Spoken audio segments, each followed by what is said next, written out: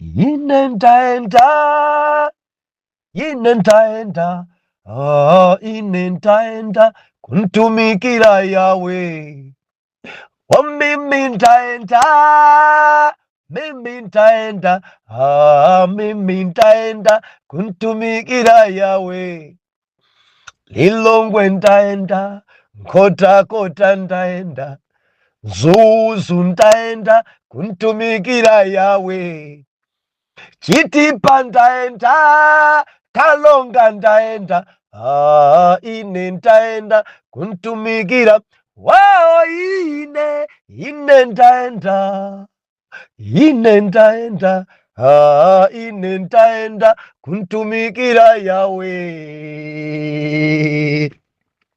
Ndulandire nokondedwa omvera konse kumene muli.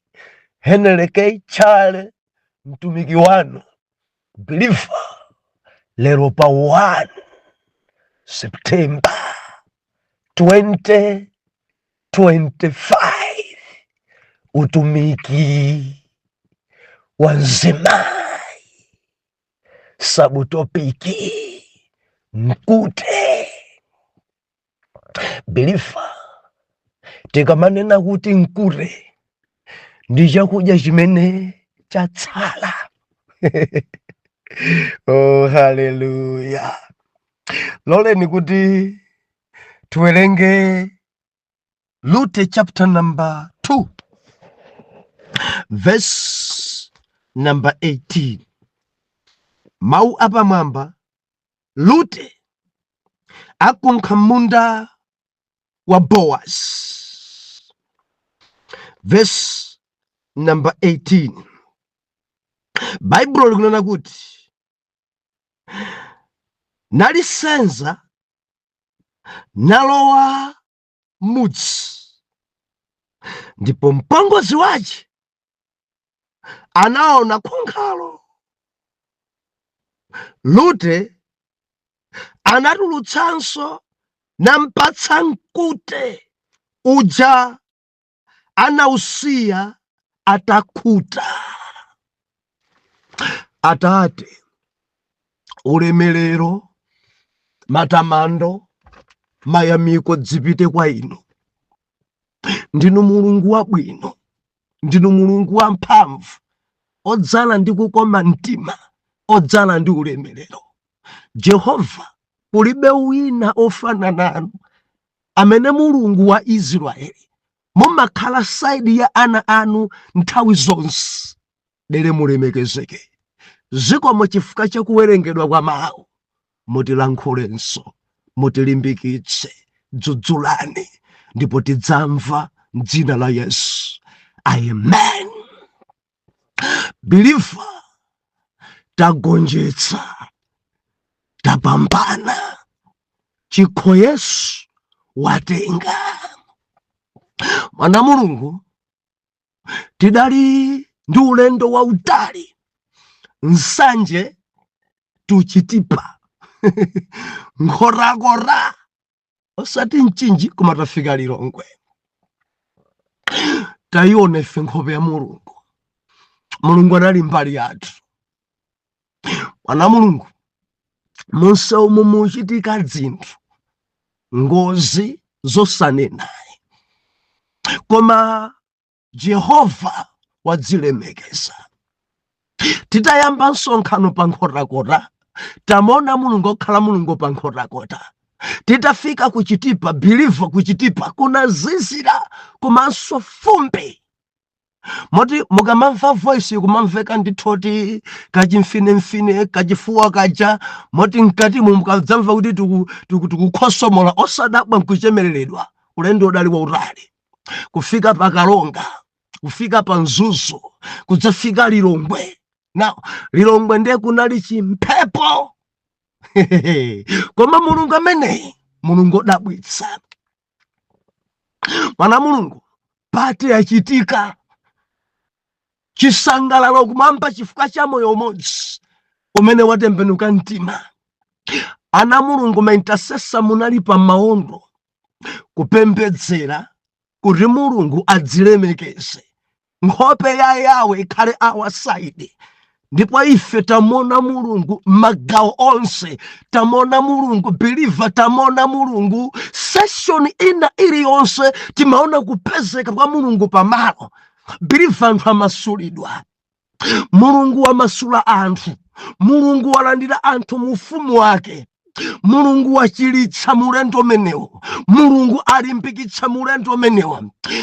Ndipo mbumba ya Yawe sali chimodzimodzi kunkhorakora, ende anthu sali chimodzimodzi kuchitipa, sali chimodzimodzi pakalonga, ngakhale pa nzuzu pete maonana ndi mmodzimodzi sali chimodzimodzi. Believer ngakhale pa lilongwe kumwamba Mulungu wadzilemekeza.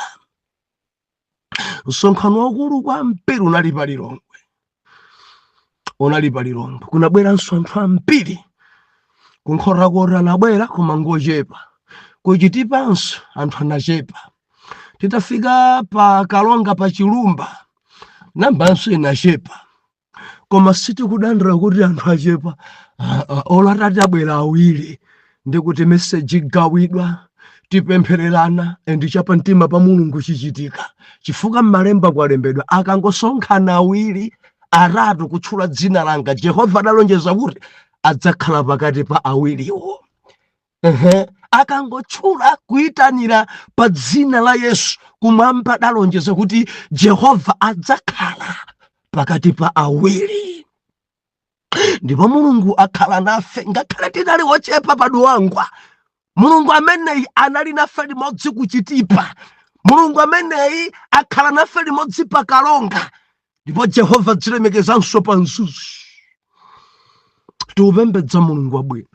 Maintasesa Mulungu akudalitseni, Mulungu akupambanitseni. Ndi ntchito yayikulu imene mukugwira, simuomberedwa m'manja, ena simudziwikayi kuti mwapemphera, koma tamverani diso la mphamvu zonse imene imaona zobisika, diso la Tate lakuonani, kusala kudya kwanu, kupembedzera kwanu mkati mosiku osagona, nkumanena kuti Mulungu za mphamvu zichitike, mwana wanu alikona la munda. Ndipo Jehova achita zonse chifukwa cha kupemphera kwanu. Ende ndi pemphero langa kuti Mulungu asinthe nyengo zanu maintasesa nonse. Mulungu akudalitseni. Chikho Yesu warenga, phwando pate kumwamba lachitika. Lilongwe muli bwanji, mwatidalitsanso kwambiri. Haleluya. Endi chimnandisangalatsa kwaona anthu ena amene sitinakumane nawo kale, ena ochokera ku mitundu, ochokera tu madera atali akubwera. Abusa tabwera tidzaonane maso ni maso papapa, zinthu zodalitsa. Ndiyamikire onse ana Mulungu akunkhotakota, ana Mulungu kunzuzu, ana Mulungu kuchitipa pa Kalonga, komanso ana Mulungu kulilongwe amene mwabwera, amenenso mwana kuti tadziwana mulendo menewo. Ena tidaonana kale mwabwera, ndipo mwatilimbikitsa. Kuiona nkhope yanu pa msonkhano ndi chilimbikitso kwambiri. Mwatitumikira, ena ndi chuma chanu, ena kuititanitsa ku nyumba kwanu bwerani mudzaje, ena ndi mphatso zanu zolekanalekana. Mulungu akudalitseni, abwezerese pamene mwachotsa. Omvera, kupuma tutikapuma kumwamba. Ndi wiki ino yokha, moti Monday ikubwera, tsiku ngati ya lero, ndikuti Get Ready South Africa Port Elizabeth. Hallelujah. Ine ndine wolalika utenga, ine ndine wolalika utenga Port Elizabeth, ine ndine wolalika utenga, ine wolalikira utenga. Maintasesa pinda nibe ni maondo, tikumfuna so Mulungu ku South Africa. Modzi wenu dziko lijalavuta, Home Affairs salipulikiti balala, funa anthu agwire kuti pitani kwanu inu dziko ndiyanu ndi dziko la Atate wathu limenelo. Ndiso tufunika mapemphero kuti misonkhano yonse mdziko la South Africa Mulungu akadzilemekezenso. Haleluya. Ana Mulungu, Sabata yatha ndili mulilongwe tinasiyana ponena kuti kukula ndi chisomo. Friday yapitayi timanena choncho kuti kukula ndi chisomo. And tidamona ife Lute koma mzimayi uyuyu chisomo cha mpesa. Ndati nanena kuti mauonena kuti chisomo amatanthauza kuti kulandira zinthu zosakuyenera. Lute akulandira zinthu zimene zili zosamuyenera ende adafika podzidzimuka. Chichewa china adafika podabwa. Kodi zimenezi nzondiyenera? Zimene ndikulandirazi. Endi adamfunsa adamkwidzinga ndifunso Boaz. Wae mandikomera mtima chonchi. Nchifuka ninchi ndikulandira zapamwamba chonchi. Adadabwa nazo. Hallelujah. Neso Boaz anati ndamva zambiri. Ndiudziwa zambiri. Ndaona zambiri. Ndafotokozedwa zambiri. The Bible nakuti mzimayi uyuyu chisomo chidamgwera. Boazi anauza wa kapitawo wa ntchito wake, mzimayi uyuyu muloleni, mzimayi uyuyu adzikunkha balere muno, mzimayi uyuyu mumpasa dzimwaso madzi ano, mzimayi uyuyu musampatule, mzimayi uyuyu musanchitise manyazi, mzimayi uyuyu aliyense asankhudze, mzimayi uyuyu apeze ufulu ndi mtendere munda uno, mzimayi uyuyu akuuzidwayi kapitawo. Hallelujah. Nemalemba anena kuti nthawi ya chakudya Boaz adamuyitana Rute, tabwera kuno.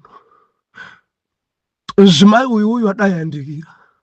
Atafika chimene chidachitika ndekuti Rute adadya limodzi, gome limodzi ndi Boaz. Bible anena kuti mpakana adamtemera mbamu kumpasa okhe kuti tasunsa. Sunsanso mene. Awiriwiri Ruth ali pa table limodzi ndi Boaz. Chisomo. Bilifa tukamba zoti Boaz si munthu wamba. Boaz ndi bwana uyu. Boaz ndi mwini chumachi. Boaz ndi munthu wankulu uyu. Boaz amene kudya limodzi ndi Rute. Pa Rute ndi chisomo. Rute sadayenere konso khala pa gome limodzi ndi Boaz. Endi zimene zidziuchitika chifukwa cha Yawe. Mulungu sakungoyang'anira kudzipereka kwa Rute. Now Jehova tsagula makomo, Jehova kumdzidzimusa Rute, Jehova kumuonetsa Ruthi kuti no urumikira ine nawenso ndifa ndikuonetsa dzadzikulu. Mzimayi akudya limodzi ndi munthu wankulu. Hallelujah. Sikophweka kudya gome limodzi ndi munthu wankulu. Bilifa sikophweka. Sikophweka. Hallelujah. Mwana Mulungu sine wandale koma pofuna kulumikisa pamumvetse bwino.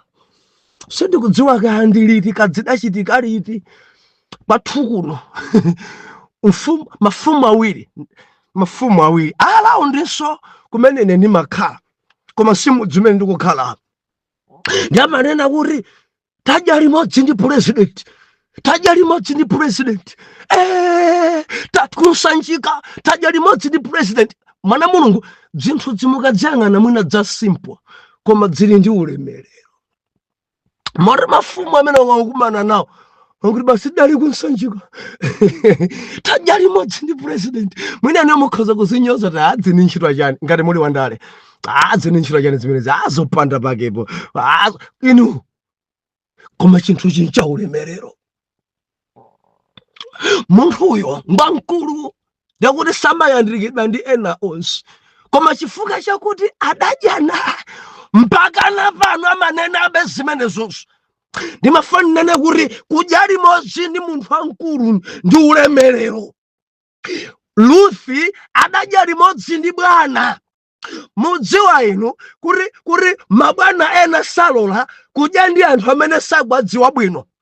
Mabwana ena salola kudya ndi anthu amitundu.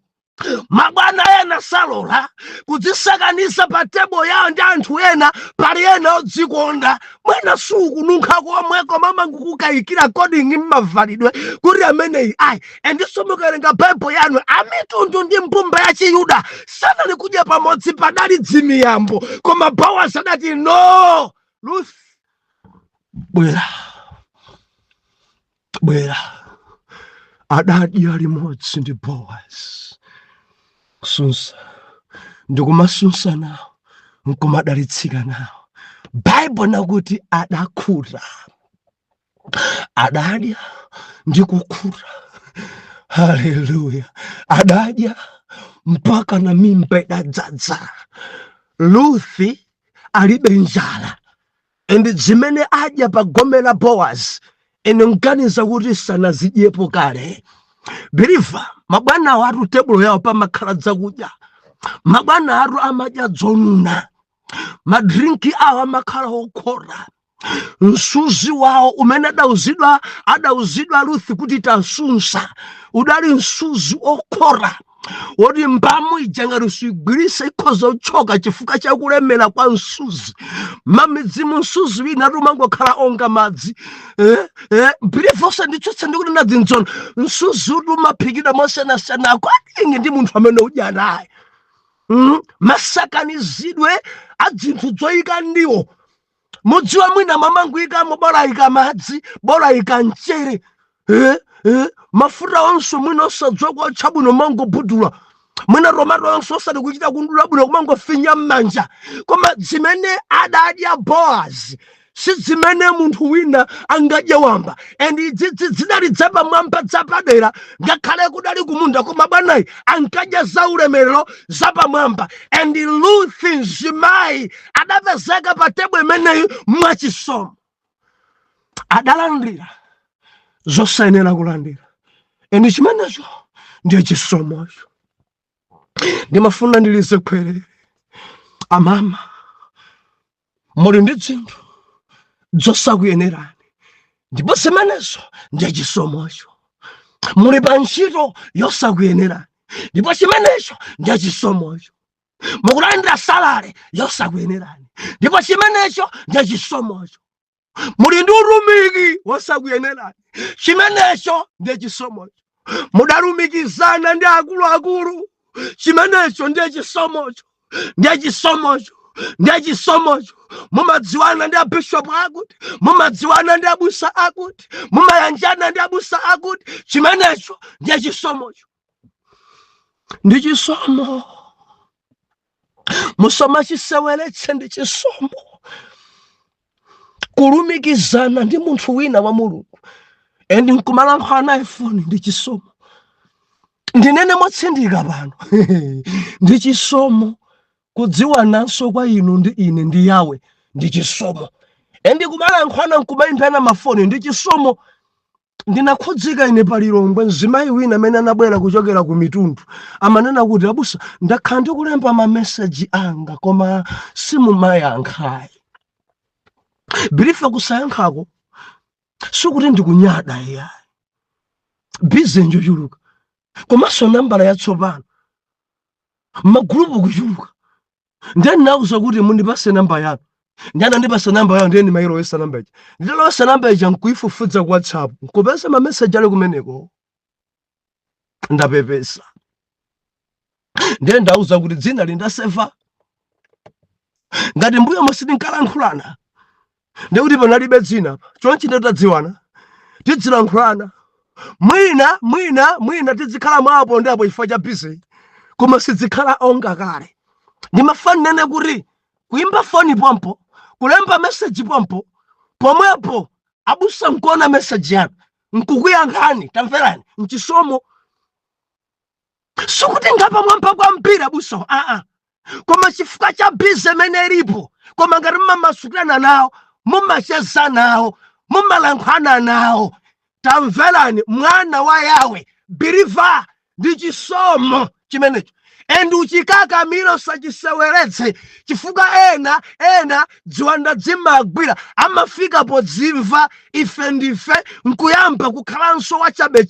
Nimafandi kulangise kwambiri uli nchisomo chachikulu kwambiri kuti umalumikizana ndi mbusa wina. Uli nchisomo chachikulu kwambiri kuti umakhosaso kudya nawo abusa. Uli nchisomo chachikulu kwambiri kuti umalumikizana ndi bishop aja. Uli nchisomo chachikulu kwambiri chimenecho usachiseweretse. Usachiseweretse ndipo moyo wako sukhala chimodzimodzi. Ndikupemphe kuti kakamira chimenechi. Boaz ali limodzi ndi Ruth pa table, adadya ndipo adakula, adadya mpaka nadakula. Believer, mondilole kuti tikambirane topic ya lero. Nthawi yapano imathamanga kwambiri. Lero tikunena kuti mkure, utumiki wa mzimayi. Mkure adadya Ruth, adakula Ruth, adasunga mkure. Kuchisena amanena kuti kukhura nkusiya mkure. Ngati mudafika pakale kuchisena akuphikirani lero sima mwaimaliza ndamakhala ni meeting kunena kuti inachepa anthu achasana khure. Ndipo kuchisena kuna kamati mulendo aja akhura ndiye kuti asiya. Koma ngati amaliza yonse kuno timanena kuti inachepa sana khure. Endi madzulo ake mudzangopeza ngati adakuyikirani mitanda yokwanira 4 madzulo mudzayipeza ayika 7. Endi cholinga amafuna kuti mudye musiyepo mkure, amatsimikizira ndithu kuti anthu aja akhura zenezene. Muli bwanja senanusi. Believer, Ruth adadya ndi Boaz, adakhura ndi Boaz, mimba yace itadzadza. Malemba onena kuti padatsala mkure. Sadamaliza zonse Boaz mabwana wasamadyesa. Sadamaliza zonse Boaz nkuto dasala. Amafuna kuti mwina kataye. Ruth anati no, ndasiya bongozi sanadye. Ndasiya bongozi alibe kogwira. Bweresani mkure. Adaurenga mkure Ruth. Adaumangirira Ruth. Adausunga pabwino Ruth. Adautsekera mkontena mufudu oma wode nkhabe. Bible kunena kuti nzimayuyu uyu adatha kukunkha balere. Adatha malemba onena kuti tsiku limeneli pafupifupi 10 kilogramo zimene adakunkha munda mwa Boaz. Malemba onena kuti nzimayuyu popita kunyumba adapititsa mkure zimene adadya ndi Boaz. Adasungira kwa bongo zake zimene adadya ndi Boaz. Adati no bongozi ndarenga nawonso akalawe dzakudya dza munthu wamkulu. Abongozi anga akalawe zimene ndadya kuno. Abongozi anga akadzimfe mene anthu akuphikira ku dziko kuno. Abongozi anga akadalitsike. Nisanga ukoza kuti ndadya bwino. Koma kwasungirako kanthu umene utundu utumiki wa mzimayi. Ndinu mzimayi wa mtundu wanje osasunga mkure. Ndinu mzimayi wa mtundu wanje ongodya zonse kuputira zonse kumeza. Ndinu mzimayi wa mtundu wanje osasunga mkure wapadera.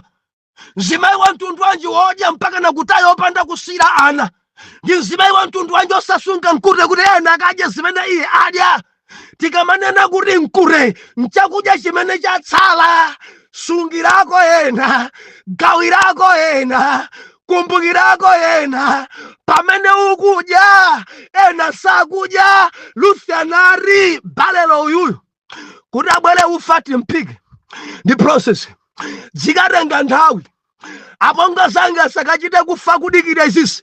Now nditenga zophikaphikazi, nditenga izi dzaladekalezi pamene tiukakonzekera za balele masiku awa. Apongozi nawo akakhala akudya zimene ndadya. Haleluya. Koma mzimayi uyuyu mwana Mulungu Ruth sadalole kuti chimene iye akuchidya munda mwa Bowazi chonsecho achiputire. Akadakhala masiku ano akadati Bowazi ampasa chinangwa, ndiye kuti Ruth akadachola pakati pa china chinkudya china chinkusunga. Akadati ampasa nzimbe, ndiye kuti akadachola pakati pa wina undidya wina undisungira apongozi. Akadati ampasa buledi, akadatenga mapisi 4 mapisi ena nkusunga ndikadye ndi apongozi kunyumba. Haleluya. Akadakhala pizza, Ruth akadati no, sindingamaliza zonsezi. Koma nawonso apongozi akadalitsike utumiki wa mzimayi kufunanso kuti ena adalitsike monga kudalitsika. Ndiye mzimayi ndi mdziwa ine, mzimayi osaputira zonse, mzimayi osameza zonse, mzimayi osungira anzake zabwino, mzimayi ofunira pongo zake zabwino, mzimayi osunga nkute kagawa kwa ena, mzimayi osamalira moyo wa nzake osati wacheka. Mzimayi ndi urumiki uwu, believe ndi urumiki uwu. Endi mafuna ndinene pano poyera nonse amene muli Ruth, muli bwanji Ruth nonse mundivomereza dzina ya Ruth iyi, dzina ya Ruth imakakamira. Mundimvaka ngati muli ndi spiritual daughter kandi ndi mwana wanu dzina lake ndi Ruth kandi pakampanda bwana mundivomereza. Dzina iyi inayo ndine mboni pa dzina iyi ndi dzina yokakamira kopya. Ruth amakakamira. Azimayi titenge ife chitsanzo cha mzimayi uyu Mowabu okakamira, Mowabu amene adakura, Mowabu amene adasunga chakudya, Mowabu amene adakumbukira amene ali kumudzi, Mowabu adakumbukira anzake anjala. Kumakumbukirana ndimafuna ndinene mukamadya musamaganize kuti anthu onse akudya. Inu mukakumana nazo musaganise kuti onse akumana nazo. Inu mukamavala zapamwamba musamaganise kuti tonse tikuvala zapamwamba. Kumbukirana anzanu, kumbukirana anzanu, kumbukirana anzanu, gawirani kwa anzanu, pasaniko ni anzanu. Muli ndi nkute, believe uli ndi nkute nyumba mwako, gawa uli ndi nkute, zisachite kuola, usachite kutaya. Ena nkute wanu nzovala, chonde gawirani ena amene alibe. Utumiki wa mzimayi, utumiki wa mzimayi.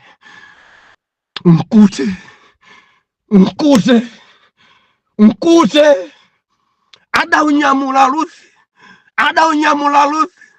apongozi akaje, nawonso akadalitsike, nawonso akanyambitire, apongozi akaone fungo, akamve mfungo, msuzi wokhota, apongozi akadalitsike, akamve mene dzuko mera zophikidwa ku nyumba ya Bwana, apongozi akadalitsike. Utumiki wa mzimayi kusunga nkure. Amama modzisunga nkure kwa Naomi, samadye zonse, sungani nkure. Kuteka mwina maphika nkhuku osayimaliza yonse, sungani nkure. Mwina kamwendo kamodzi ni msuzi wambiri, apongozi sona wakadye, sungani nkure. Ndi utumiki wa mzimayi osamaliza zonse, nzimbe yonse mukumaliza yonse, gawirani aliko ni anthu ena. Utumiki wa mzimayi atakura adarengera kwa apongozi ake. dzikumandidabwitsa bwanji simukusunga nkute simukukhuta kapena. Haleluya. Dzufunika kumaonetsera nkure kuri kumene mudaliko mukudya. Kodi mukamachoka pa grupu pano mumapita kwinako ndi nkure kuti kumene mukupita kwadzinena kuti kumeneko mukudya. Ndimafuna ndinene ndinu ana Mulungu timaphunzitsana pano tsiku ntsiku. Kodi zimenezi amuna anu akulandira tikamanena kuti tikumanga banja pankate pano? Kodi amuna anu akuonadi kuti yesi mkazi wanga akumaphunzira za banja kubweretsa nkure tikamaphunzira pano pa sons and daughters? Kodi kuchechi kwanu kodi amuna anu akazanu akumatsimikizikadi kuti mamuna wangayi adadzilumikizisa ndi mtumiki mukubwera adi phindu nkure? Urimo nkure aumadalisika amuna anu ndinu amakubulimbisa ndi grupu imene usachoke nkazanga chifukwa kuona pakubwerapo nkure. Mudziwa chimene adachita Naomi? Naomi nonse muli bwanji? Chimene adachita Naomi mudziwa? Adamuwuza kuti munthu amene usapitenso kwina. Nkure ucho adampangisa kuti amulimbikitse kuti munthu amene ngwabwino. Ende adamuwuza kuti munthu amene si munthu wamba. Adamuwuza kuti kutsogolola tulimo amene akabweretsa nkure wachokera kwa Boaz apongoza dari munda wabwino ngumene.